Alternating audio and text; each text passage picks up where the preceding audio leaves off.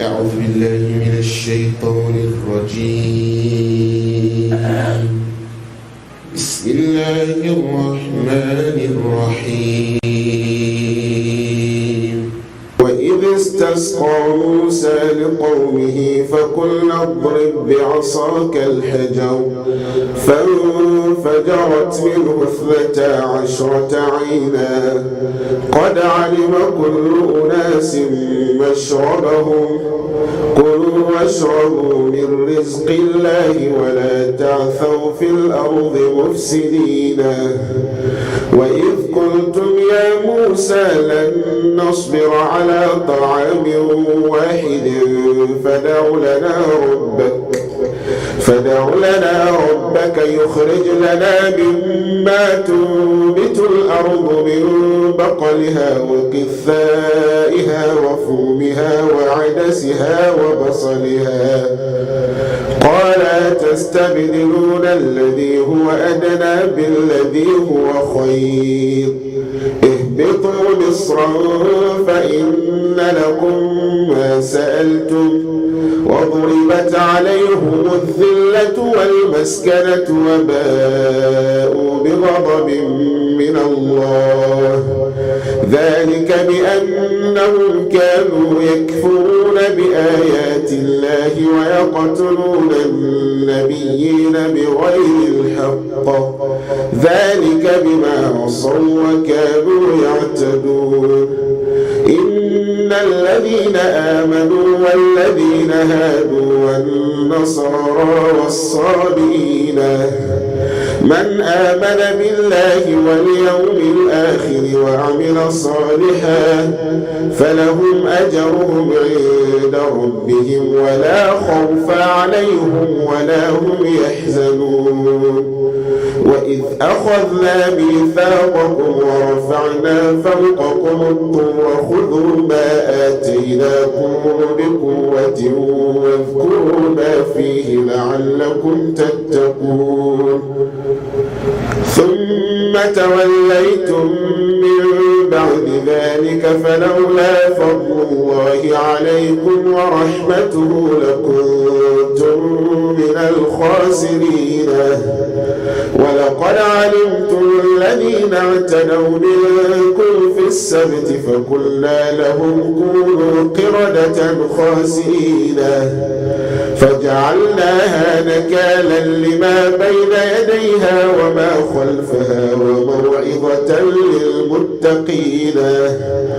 وإذ قال موسى لقومه إن الله يأمركم أن تذبحوا بقرة قالوا أتتخذنا هزؤا قال أعوذ بالله أن أكون من الجاهلين. قالوا ادع لنا ربك يبين لنا ما هي قال إنه يقول إنها بقرة لا فارض ولا بكر عوان بين ذلك فافعلوا ما تؤمرون. قالوا ادع لنا ربك يبين لنا ما لونها قال إنه يقول إنها بقرة صفراء فاكع لونها تسر الناظرين. قالوا ادع لنا ربك يبين لنا ما هي إن البقرة شابه علينا وإنا إن شاء الله لمهتدون. قال إنه يقول إنها بقرة لا ذلول تثير الأرض ولا تسقي الحرث مسلمة لا شية فيها. قالوا الآن جئت بالحق فذبحوها وما كانوا يفعلون. وإذ قتلتم نفسا فادارأتم فيها والله مخرج ما كنتم تكتمون.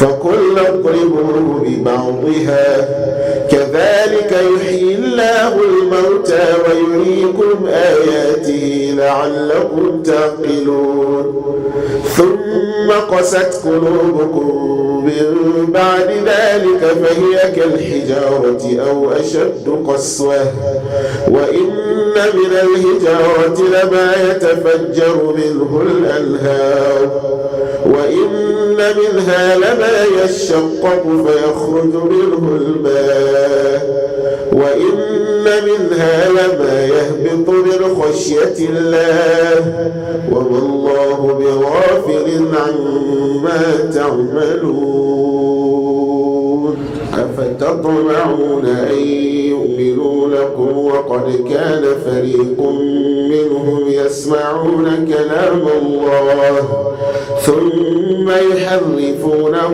من بعد ما عقلوه وهم يعلمون وإذا لقوا الذين آمنوا قالوا آمنا وإذا خلا بعضهم إلى بعض قالوا أتحدثونهم بما فتح الله عليكم